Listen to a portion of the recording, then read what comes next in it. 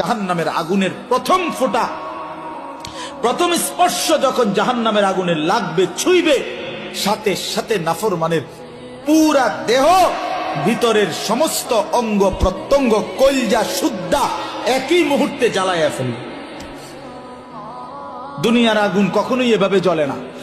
দুনিয়ার আগুন এক সাইড থেকে জ্বলতে থাকে, চেষ্টা করে লাফালাফি করলে, দৌড়ঝাঁপ করলে, ইচ্ছা করলে হয়তো বাঁচানো যায়।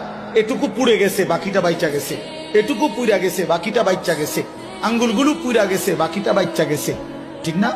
দুনিয়ার আগুন এরকম ধীরে ধীরে পড়ে, ধীরে ধীরে ধীরে ধীরে।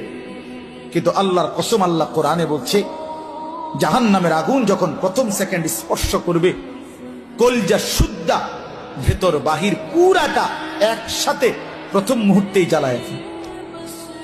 লাভ দিবেন, দৌড়াবেন না। ইন্নাহা আলাইহিম মুসাদা ফি আমাদিম মুমাদ্দাদা।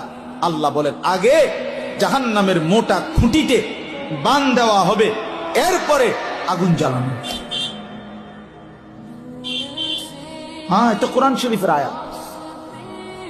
খুযুহু ফাগুল্লু